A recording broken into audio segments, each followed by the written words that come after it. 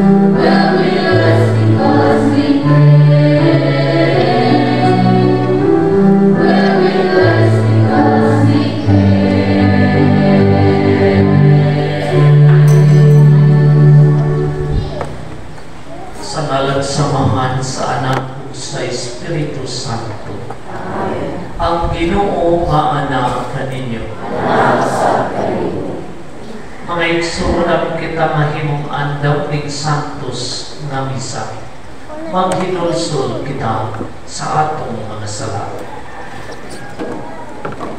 Nagakumpisa lang sa Diyos na magkagagawon sa tanan o kaninyo ay Isul na nakalapas ang buong naguguyang sa unang-una sa ulong sa buhat o sa wala pagbuhat sa kinahanglang buhaton. Kaya akong sala, akong dakong sala. Usa na namuyo ako kang Santa Maria kanunay ulay sa tanang mga anghel mga santos o kaninyo ay Isul aron inyo ang niampo sa Ginoo nga atong Dios. Kaluy-an unta kita sa Dios na makagagamo sa tanan o pasayloon sa atong mga sala. Dag-on unta kita niya ngadto sa kinabuhi dayon. Hallelujah.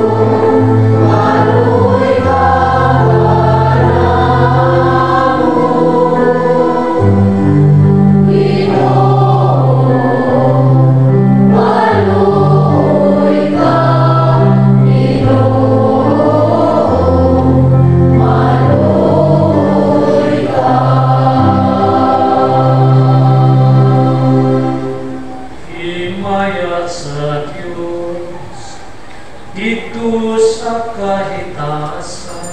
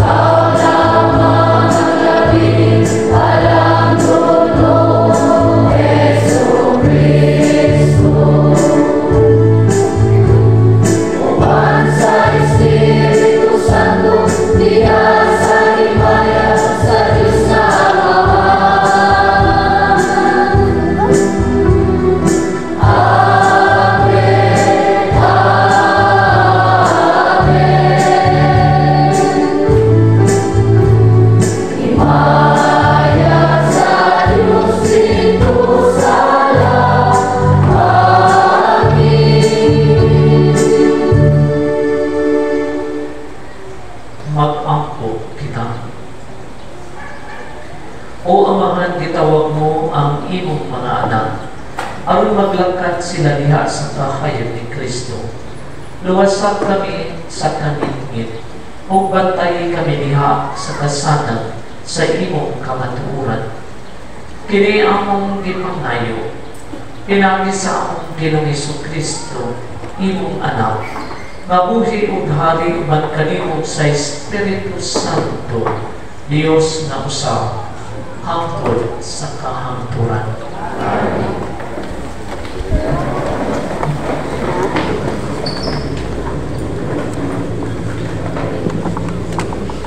Hinodlo, gikan sa pasahod sa kaalam ni Salmo. Ang Diyos wala magbukna sa kamatayon, kung ang buhit nga mga binuhat mamatay.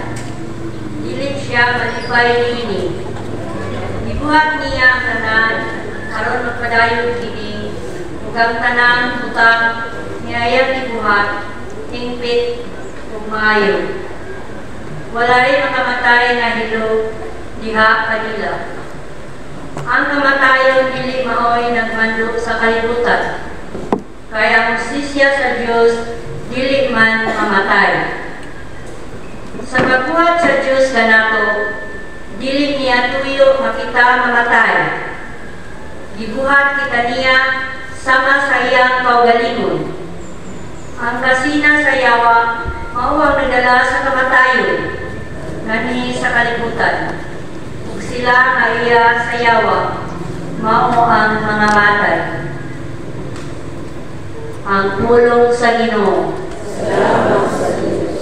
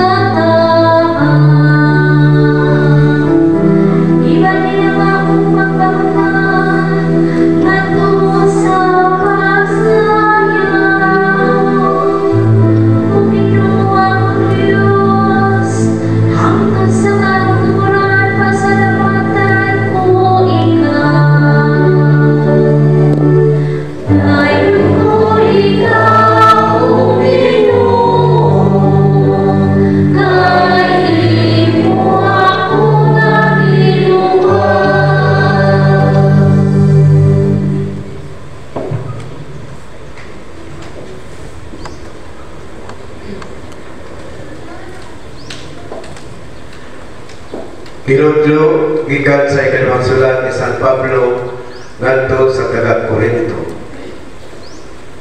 Kamo mga dato kayo sa pagtuo, sa palulti, sa kahibalo, sa inyong tinguha sa pagtabang, o sa inyong pagigugma kanamo.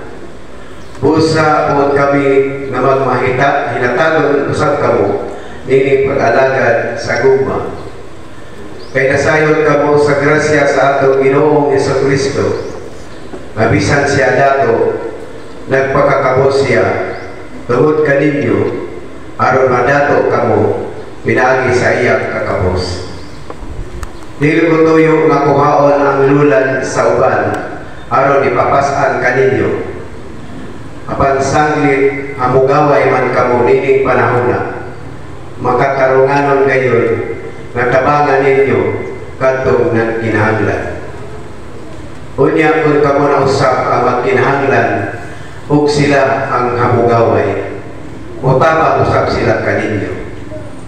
Niining paagiha, nagtinabangay kamo. Sumala sa gingon sa kasulatan, ang daghang tinigo wala masubrahin, ug ang yutay tinigo wala makulangi. Ang pulong sa Ginoo.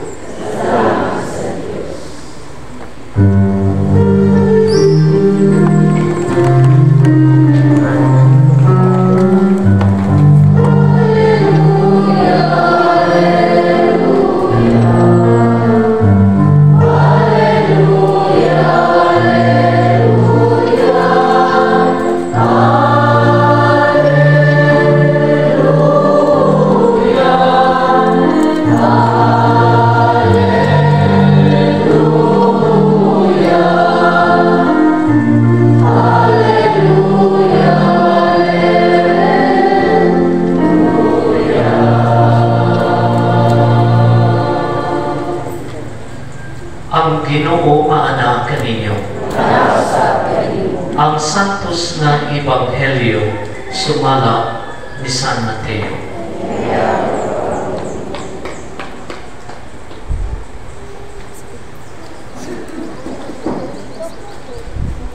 Kunya mibalik si Jesus sa pagtabog sa lanaw, ug dito may dakong panong sa katawhan nga mialrong kaniya. Ug miabot ang usab ka pangulo sa sinagoga ni Antong Dabita nga ginganla ka Jairo. Sa pagkakita niya kang Jesus, mihapa siya sa iyang tiilan ug nagpakiluoy pag-ayo nga nag-ingon, ang akong gamay anak na babayi nasakit ug naglisod na. Adtuha itawon siya ug hikapa aron mamaayo. Ug mikuyog si Jesus kaniya. Daghan kaayong mga tao miuban kaniya ug tungod ni ini nagdasok sila libot kaniya. Samtang nagsulti si Jesus ni ini, may mga sinugo nga miabot gikan sa balay ni Jairo ug miingon kaniya, patay na ang imong anak. Busanganong imo pamang sa mukon ang magtutudlo. Wala kabna ni Jesus ang ilang gisulti kaniya. Giingnan hinawan niya si Jairo. Ayaw kahadlo, salig lang. Unya wala siya laing gitugutan sa pagkuyog kaniya, gawas kang Pedro o sa magsuon na si Santiago o si Juan. Pagabot nila sa balay ni Jairo, nakita ni Jesus na nagkabuliyan o napati niya ang busog na hinilakay o pagminatay. Midayon siya sa balay o mingon kanila, ngano bang nagkabuliyan o nanghilang man kamo?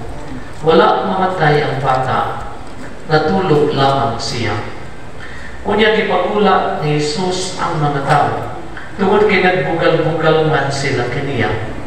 O gidala niya ang amahan o ginahan sa kwarto sa bata, o ang tulo niya katinunan ngadto sa kwarto naghigdaan sa bata. O iyang gikuptan ng kamot sa bata o giingnan, talita kumi, nga sa ato pa, inday, pamon. Diha ang bata na nagpanuigon o napulog duwag katuig, mibakon o milakaw. O ilalihan kayo nila kahigulong sa nahitabo. Apan gipinangan sila ni Jesus sa dili pagsugilon, kang bisan kinsa may tuod niini. O siya ingon, bakan ninyo ang bata. Ang Ebanghelyo sa Ginoo.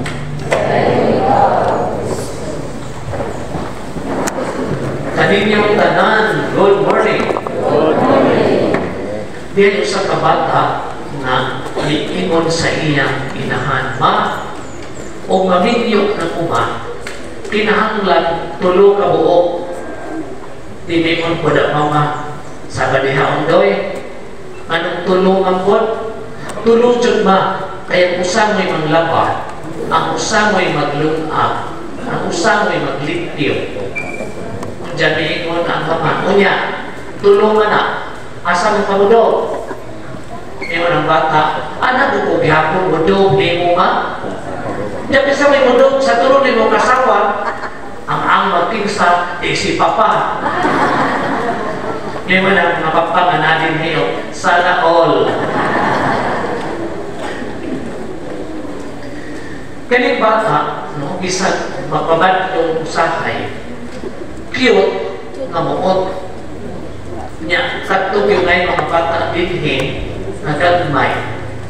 Labi na kung masakit ang bata, pero di kaluoy. Kana bitang batang ilungkan, maginaganagan, yung kalito ang magkalungjang mura di dumoy, luoy tanawan. Sobra-sobra tingali ang kaluoy o ang kasakit ni Jairo, katong opisyal sa sinagoga, sa ginamatan siyang bata, nagawas nga nasakit, naglisod pagyod sa ato pa himatyon. Maunang pagkaibaw niya diya si Jesus, kung sabi doon siya dito, mihapa, nangaliyupo, umiingon, maluoy itaw ka. Tabagi ang akong anak na babae kay nasakit o naglisod na. Kaya ba kung ako imo lang siyang hikapon, si maayo. Mga igsuon, ang ipakita ni Jairo, usa ka ehemplo sa dakong pagtuo. Mao kini istorya sa dakong pagtuo na diya sa pagsali sa kaalam o sa kaluoy sa Dios. Tabangan kita sa mga panahon na wak na kita'y kadapan, wak na tayo solusyon sa atong mga problema. Kung sa may practical relevance, kung sa may kahilambigitan ni ining maong mensahe sa atong iladaw-adlaw na kinabuhi. Una, kita gipahintuman nga kinahanglan tag mudamot sa Ginoo uban sa dakong pagtuo sa panahon na kita desperado. Muna i-describe nila na mga panahon na hopeless and helpless. Kanang may ato na ng doktor, daghan na kang sangbit, wag gihapoy alibyo. Unang mudamot kaniya uman ang dakong pagtuo. Diha bitaw isa ka pamilya na ang problema nila sa ilang anak na usa kay medyo lagi adik. Unsay gihimo ang tanang tambak, gidum nag-rehab, napiriso nagkadiyot, adik-adik gihapon.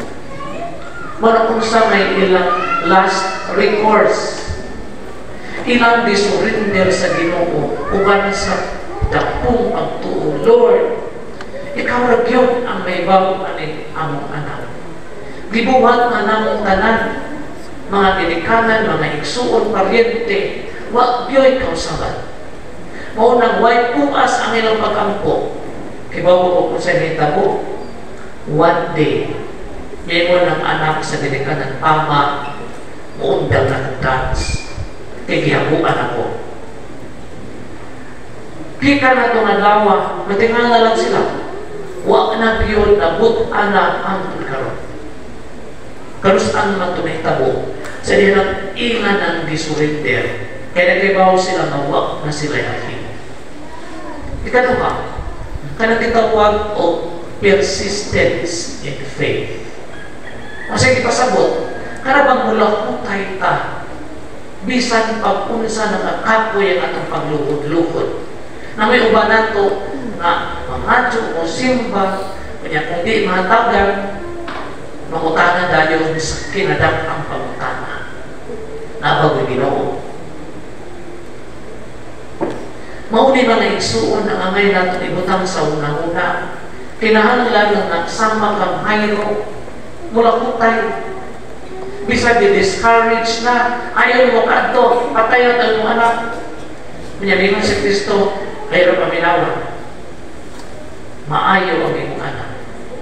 So si hayro sa milakutay sa iyang pag-uban kang Kristo hangtod na matuman ang iyang ipangayon. Walang kita lakutay lang yun ta. Mabot na yun ang panahon na matingata na nakabatulog kaayuhan. O lisod kaayo nga itong kahimtang, sige tag-ampo, mabot ang panahon, nakaginhawa na lang kita. Masaayaw yun undang pagkuyong ni Kristo diha sa tag-ampo.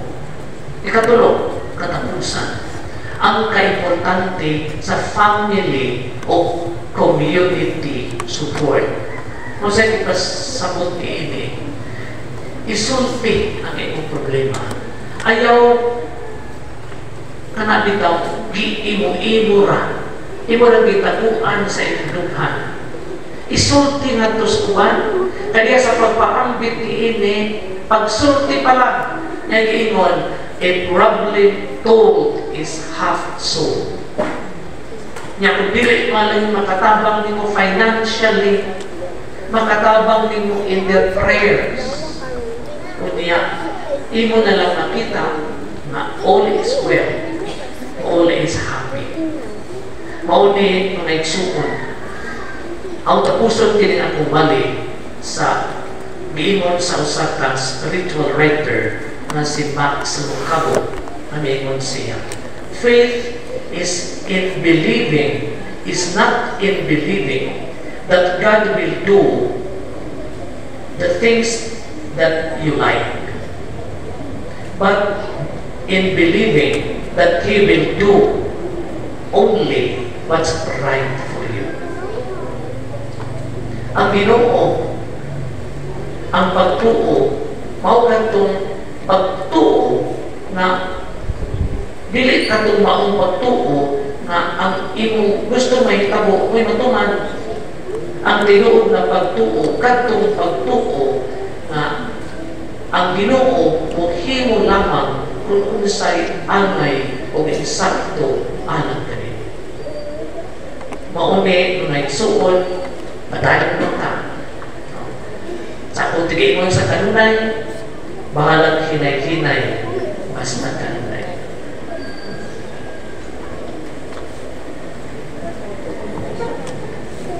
Manigyo ka.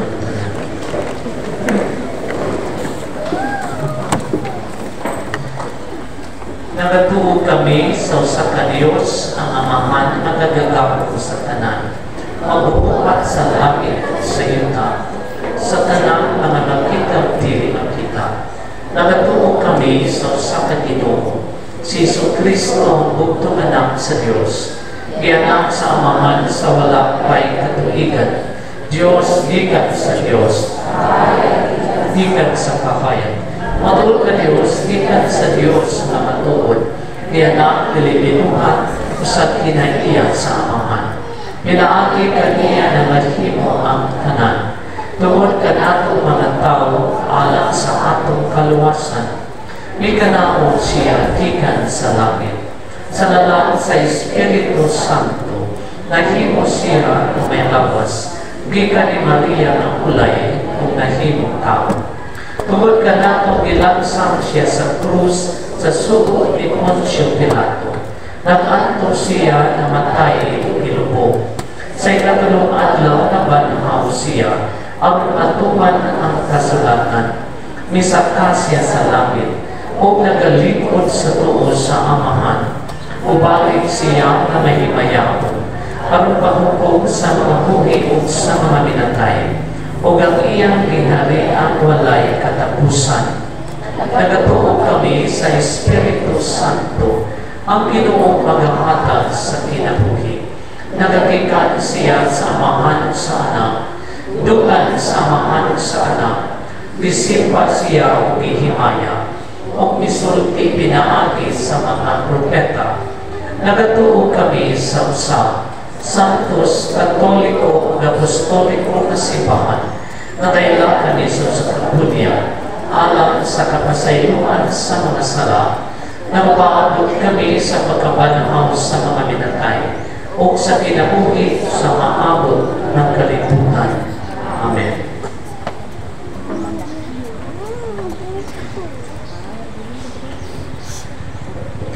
Ito kita sa usap na Diyos na mibuhat ka na alam sa kinabuhi.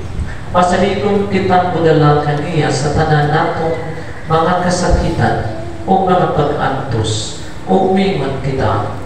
Ginoo duga ang among pag-ampo. Ginoo duga ang among pag-ampo. Maang simbahan magpadayon sa kaluoy, pinaagi sa pag-amuma sa mga masakiton, dinagdaog, kapos o maluyang, mag-ampo kita. Nga ang kalibutan magagawas na sa kabuto sa kalanpong panglawas o pagkalag. Ang mga simbahan may kakayahan, mutabang ni atong simbahan na anaa sa kawadon, mag-ampo kita. Alang sa atong lawig sa pagtuo isip sa kasimbahan, uban ni Padre Lito Gyangan, masinati nato si Kristo, pinaagi sa atong gagmay simbahan ng katilimban, mag-ampo kita. Magipangandoy nato ang kalinaw, alang sa tibuok kalibutan, atong madangat inikabot sa Ginoo, mag-ampo kita. Ang walay katapusan kahayag sa kaluwasan, magdanag kanila nga namatay na, mag-ampo kita. Langit na mamahan, kanimo nagsukad ang among pagkaraniya karon. Gikan kanimo ang tanan nga maayo. Tabangin kami pagbunto sa dautan o kamatayon. Pinagi ni Kristo among Ginoo. Amen. Sama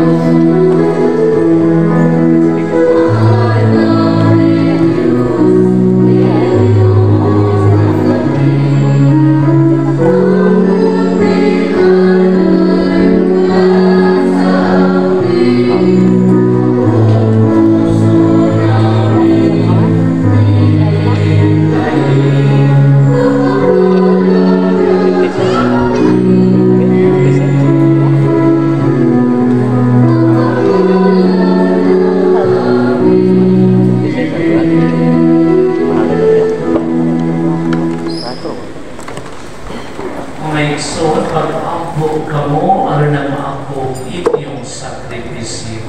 Dawaton ka sa Dios Amahan, makagagapon sa tanan.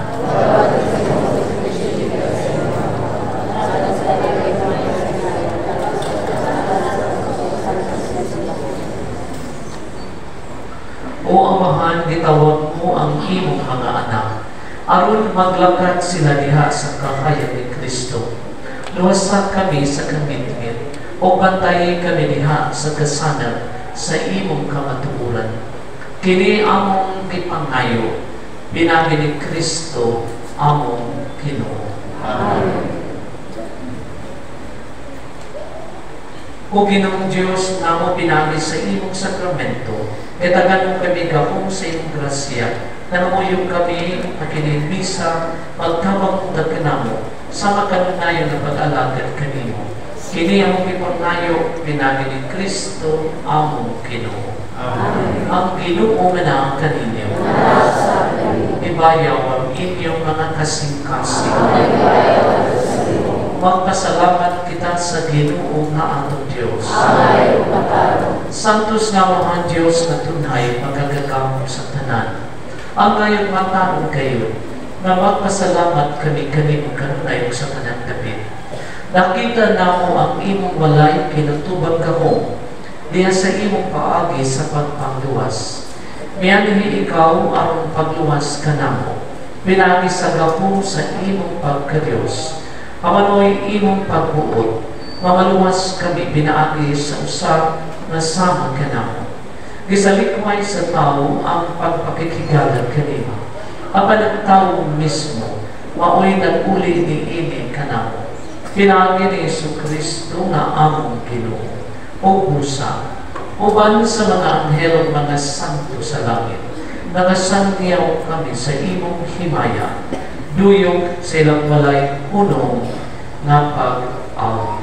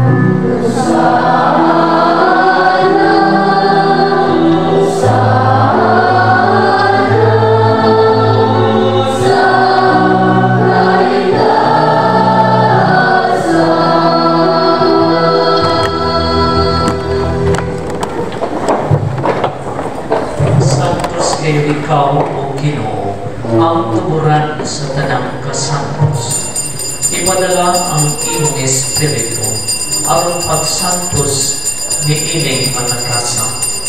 Aron mahimo kini alam kanamo nga lawas ug dugo ni Jesucristo among Ginoo. Sa pagpasakit sa iyang kaugalingon, mikuha siyang pan, mipasalamat kanimo. Mipikas ang mihatag ni ini adto sa iyang mga tinun-an miingon. Dawat na kini ninyo nga tanan o kana, kay kini mauwang akong lawas nga itugian alang kaninyo.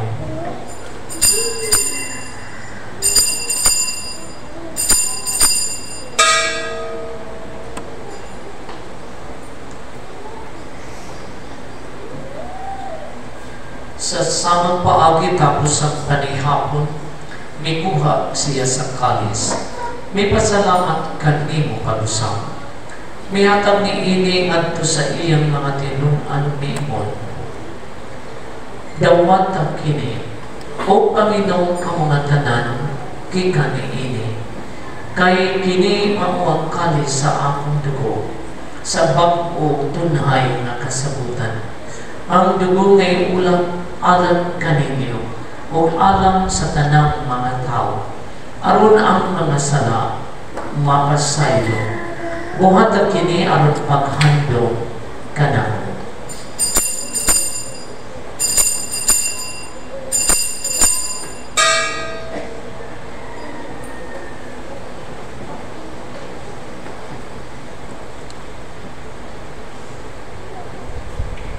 Kini ang misteryo sa pagtuo.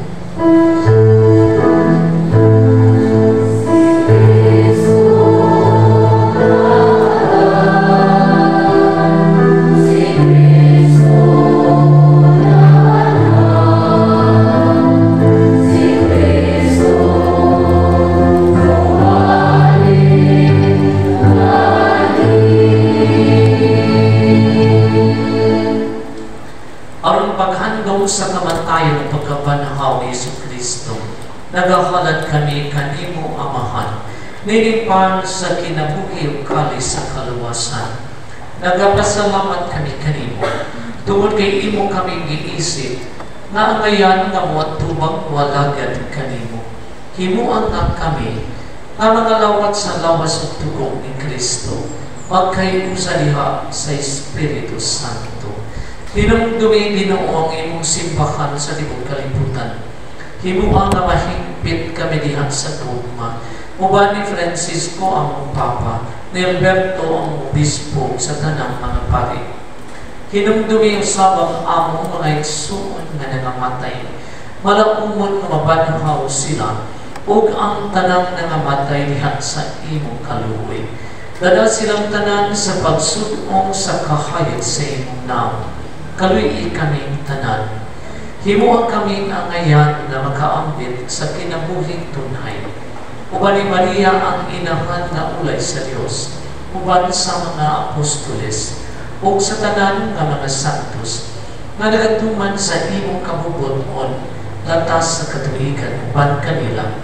Amo ikaw nga daygon ug amo ikaw nga himayamon. Bilangin ni Jesucristo, imo anak. Pinagi kaniyang uban kaniyang diha kaniyang. Gihatag manha kanimo, magagagakong nga Amahan. Diya sa kayusa sa Espiritu Santo, ang tanang dumugog himaya, hangtod sa kahantulan. Oh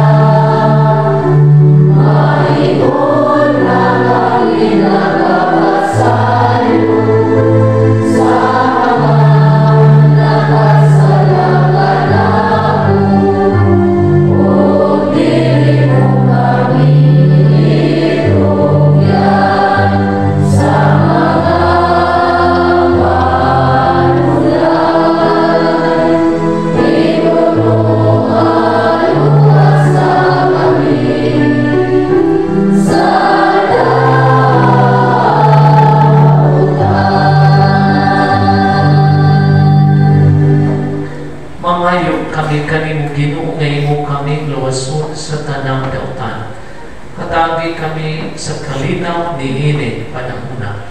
Aron tinabangan sa imong kaluoy, mahalikay kami kanunay sa sala o mahilayo sa tanang kasamo. Samtang nagapaabot kami nga malaumon sa pagbalik ni Yesu Kristo among manunubos.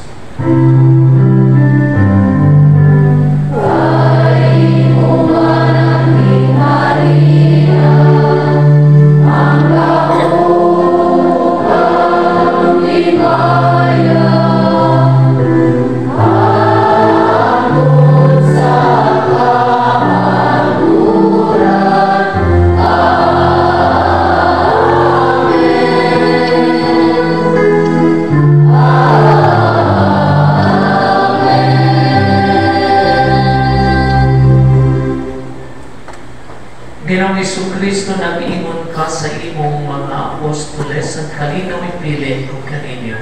Ang akong kalinaw ihatag ko kaninyo. Ayaw tanawa ang among mga sala, kundili ang pagsalit sa imong simbahan o sibok sa imong kabubuton. Hatagi kami sa imong kalinaw kahiusa. Ikaw nga buhi o hari hangtod sa kahanturan. Ang kalinaw sa Ginoo sa kanunay anak kaninyo. Atong karong ipakita ang atong pag-inig sa unay.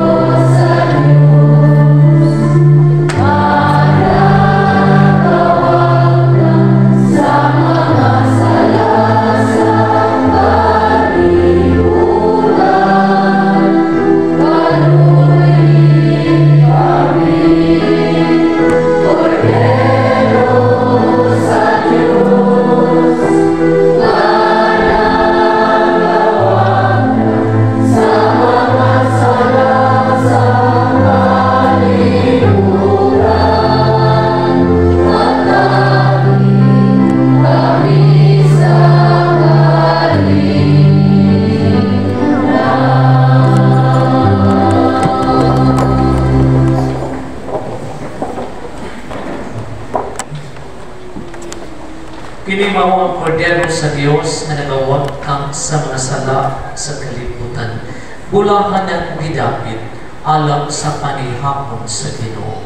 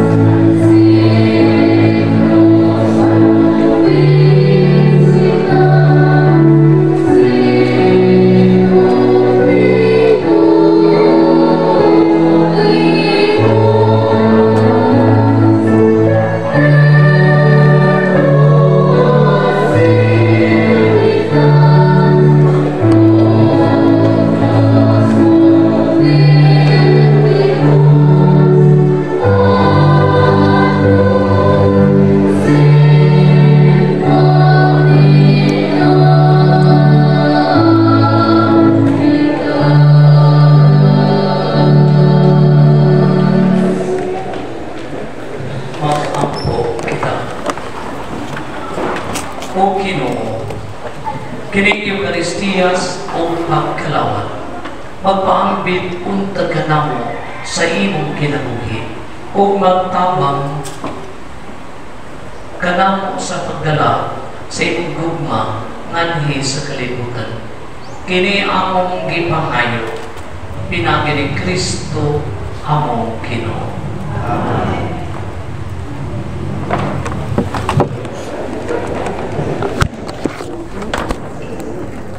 Human kita magpasalamat sa atong Diyos mong Amahan, sa atong mahal na Birhen Maria pinaagi ni Santos na misa uban sa atong pura-pura nga si Reverend Father Ilongyangan o atong ipadamat kaninyo ni mga musunod na mga katulungan. Dagan kaayong salamat sa atong mga altar servers, sa atong mga lay liturgical ministers, ug ang atong priest choir, ug kanatong tanan nga niya karon dinhi sa ulog ni Santos nga misa. Dagan usab salamat sa mga pastors nga nahilo sa atong kapilya sulod dinhi si Manaha o sa umaabot pang Domingo. Daghan kaayong salamat.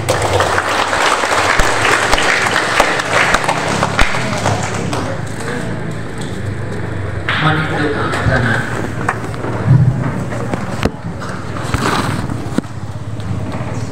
Ang Ginoong maana kaninyo. Manalangin kaninyong Diyos nga matagagahom sa tanan, Amahan, Anak o Espiritu Santo. Amen. Nahalad na ang Santos na misa dahil na ito ang kalinaw o gugma ni Kristo. Salamat sa Diyos.